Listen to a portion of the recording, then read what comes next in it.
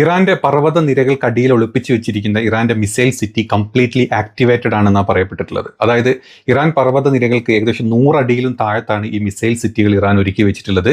ഇവിടെ മാത്രമല്ല ഒരു തരത്തിലുള്ള ഉപഗ്രഹങ്ങളുടെ ഒരു ക്യാപ്ചറിങ് ഇതിലോട്ട് വരുന്നില്ല. അതുപോലെ തന്നെ മറ്റ് ഏത് രീതിയിലുള്ള ബോംബാക്രമണങ്ങൾ വന്നു കഴിഞ്ഞാലും ഈ സിറ്റിക്ക് ഒരു തരത്തിലുള്ള കുലുക്കം ഉണ്ടാവില്ല എന്നാണ് പറയുന്നത്. ഇനി ഈ സിറ്റിക്കകത്ത് റെയിലുകൾ വെച്ചിട്ട് അതിലാണ് ഈ പറഞ്ഞ മിസൈൽസുകളെല്ലാം ഘടിപ്പിച്ച് വെച്ചിട്ടുള്ളത്. ഡയറക്റ്റ് എത്രയും പെട്ടെന്ന് ഒരു മിസൈൽ ഈ പറഞ്ഞ സിറ്റിയുടെ ഒരു ഭാഗത്ത് നിന്ന് മറ്റൊരു സൈഡിലോട്ട് നീക്കിക്കൊണ്ടുവരാനും റെഡിയാക്കി വെച്ചിട്ടുള്ള ലോഞ്ചറുകളുടെ വിത്തിൻ സെക്കൻഡ് 7 മിനിറ്റിൻ്റെ അകത്ത് തന്നെ ഏത് ആക്രമണങ്ങൾ വന്നു കഴിഞ്ഞാൽ തിരിച്ചടിക്കാൻ പറ്റുന്ന രീതിയിലാണ് ഈ ഒരു ഇറാൻ മിസൈൽ സിറ്റി അവർ ഒരുക്കി വെച്ചിട്ടുള്ളത്. ഇത് കംപ്ലീറ്റ്ലി ഫുള്ളി ആക്ടിവേറ്റഡ് ആണ്.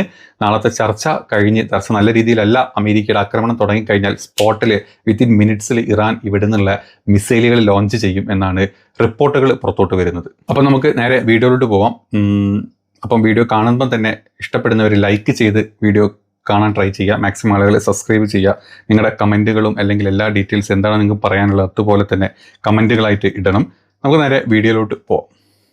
500 ദശലക്ഷം യൂറോ, അതായത് ഏകദേശം 4500 കോടി രൂപയുടെ ആയുധ കരാറാണ് ഇറാനും റഷ്യയും തമ്മിൽ സൈൻ ചെയ്തിട്ടുള്ളത്. ഈ കഴിഞ്ഞ 10 ദിവസത്തിനുള്ളിൽ റഷ്യയിൽ നിന്ന് ഇറാനിലോട്ട് വന്നിട്ടുള്ളത് 4 ചരക്ക് വിമാനങ്ങളാണ്. ഇത് കംപ്ലീറ്റ് നിറച്ചുകൊണ്ട് റഷ്യ കൊടുത്തു വിട്ടിട്ടുള്ളത് അമേരിക്കക്കെതിരെ പ്രയോഗിക്കാനുള്ള പലതരത്തിലുള്ള യുദ്ധ ഉപകരണങ്ങൾ തന്നെ കിട്ടും. അപ്പം അത് മാത്രമല്ല, ഇന്നലെ കഴിഞ്ഞ 2 ദിവസങ്ങളായിട്ട് ചൈനയുമായിട്ടും ഇറാൻ ഒരു വലിയ ചരിത്ര പ്രാധാന്യമുള്ള ഒരു വലിയ ഒരു കരാറിൽ സൈൻ ചെയ്തിട്ടുണ്ട്. ഒരു ആയുധ കരാറിൽ സൈൻ ചെയ്തിട്ടുണ്ട്.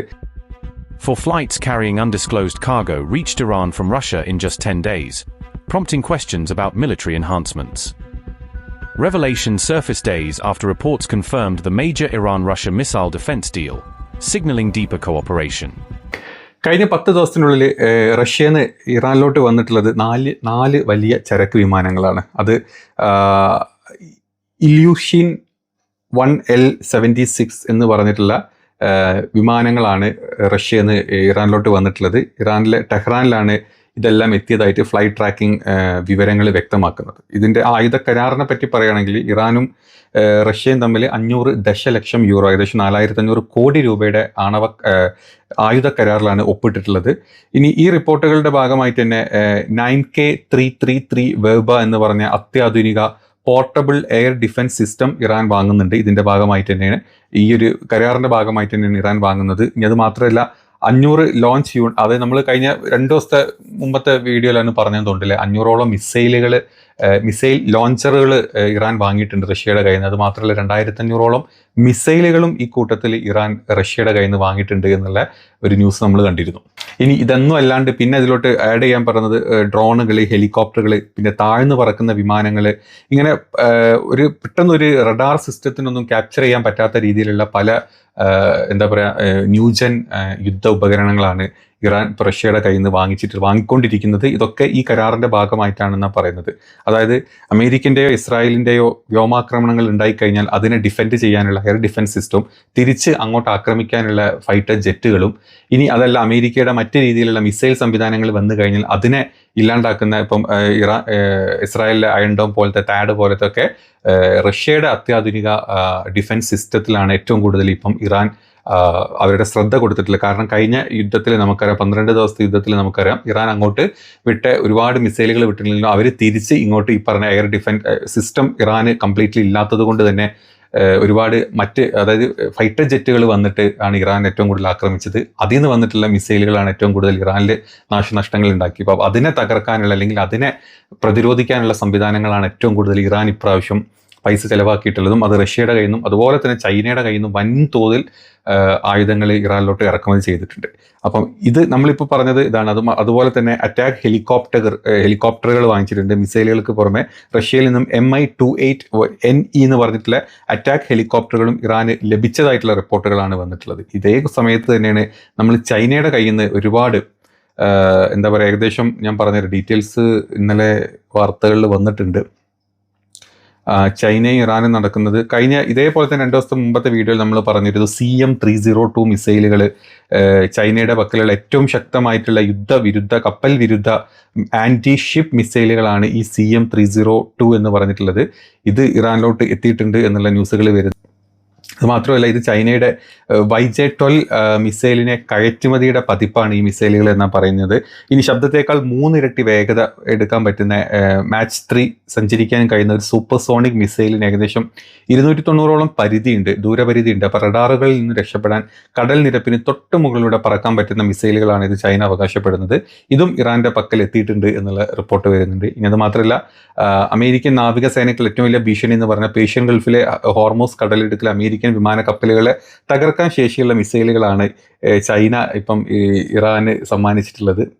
ഈ കരാർ ത്രൂ ഇറാന്റെ കയ്യിൽ എത്തിയിട്ടുള്ളത്. ഇറാന്റെ കയ്യിലും ഓൾറെഡി ഏകദേശം 5000-ഓളം 6000-ഓളം മിസൈലുകൾ ഉണ്ട് എന്നാണ് ഒരു ധാരണ കണക്കായിട്ട് മുന്നോട്ട് വരുന്നത്. സത്യം പറഞ്ഞാൽ ചൈന നേരിട്ട് യുദ്ധത്തിൽ എവിടെയും പങ്കെടുക്കുന്നില്ലെങ്കിലും ഇത്തരം അത്യാധുനിക മിസൈലുകളും അതുപോലെ തന്നെ മറ്റ് എയർ ഡിഫൻസ് സിസ്റ്റവും കൊടുത്തിട്ട് അമേരിക്കയെ എങ്ങനെ വീഴ്ത്താം അല്ലെങ്കിൽ അമേരിക്കയ്ക്ക് എങ്ങനെ പ്രഹരം കൊടുക്കാം എന്നുള്ളതിൻ്റെ മാക്സിമം സപ്പോർട്ടാണ് ഇപ്പം ചൈന ഇറാന് കൊടുത്തുകൊണ്ടിരിക്കുന്നത്. റഷ്യയും അക്കൂട്ടത്തിൽ ഇറാന് സപ്പോർട്ട് ചെയ്തുകൊണ്ടിരിക്കുന്നത്.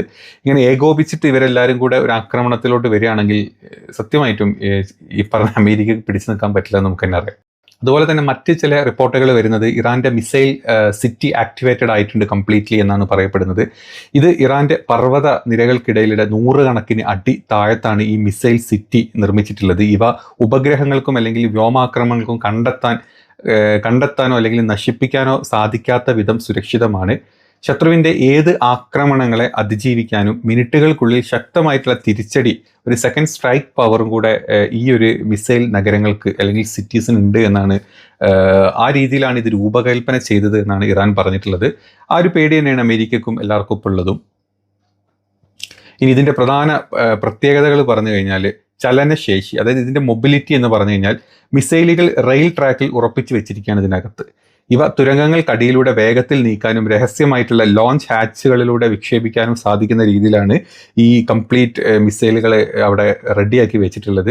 ഇനി 1990-കളിൽ അല്ലെങ്കിൽ 1980-കളിലും ഇറാഖ് യുദ്ധത്തിൻ്റെ സമയത്ത് പലതരത്തിലും പാഠങ്ങൾ ഉൾക്കൊണ്ട് അല്ലെങ്കിൽ അന്ന് ഞങ്ങൾക്ക് പറ്റിയിട്ടുള്ള അബദ്ധങ്ങളെല്ലാം ഇറാൻ മനസ്സിലാക്കി അതിനുശേഷം ഇറാൻ സ്വന്തമായിട്ട് മിസൈൽ സാങ്കേതിക വിദ്യ വികസിപ്പിച്ചെടുക്കുകയായിരുന്നു. അതുകൊണ്ട് തന്നെ നോർത്ത് കൊറിയ, ചൈന എന്നീ രാജ്യങ്ങളിൽ നിന്നുള്ള ഒരു വൻ സപ്പോർട്ട് ഈ പറഞ്ഞ ഈ സ്വയം പര്യാപ്തത ഈ മിസൈൽ ഉണ്ടാക്കുന്നതിൽ ഇറാന് കിട്ടിയിട്ടുണ്ട് എന്നാണ് ന്യൂസുകൾ വരുന്നത്.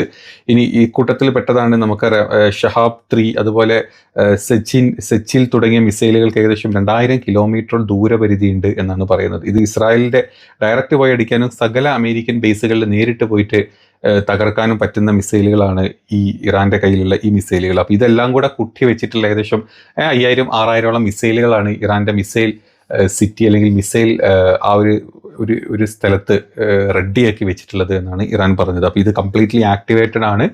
നാളെ കഴിഞ്ഞ് മറ്റന്നാളുള്ള ആ ഒരു ചർച്ചയോടുകൂടി ചർച്ച നല്ല രീതിയിൽ മുന്നോട്ട് പോകുകയാണെങ്കിൽ യുദ്ധം ഇല്ലാണ്ട് പോകും. അതല്ല ചർച്ച പൊളിയാണെങ്കിൽ സ്പോട്ടിൽ തന്നെ അമേരിക്ക ഇറാൻ യുദ്ധം എന്നുള്ള കാര്യം ഉറപ്പാണ്. അപ്പം പ്രവാസികളൊക്കെ ഒന്ന് ഒരുങ്ങിയിരുന്നോളൂ, അല്ലെങ്കിൽ അതായത് യുദ്ധം വരാണ്ടിരിക്കട്ടെ, പക്ഷെ വന്നു കഴിഞ്ഞാൽ അത് എല്ലാവർക്കും ബുദ്ധിമുട്ടാണെന്നുള്ള അറിയാം. അപ്പം പ്രവാസികളായിട്ടുള്ള ആളുകളും അവിടുത്തെ മറ്റാളുകളും എല്ലാവരും ഭയങ്കര അലേർട്ടിലായിട്ടാണ് ഇരിക്കുന്നത്. ഏതാണെങ്കിലും യുദ്ധം ഇല്ലാണ്ടിരിക്കട്ടെ.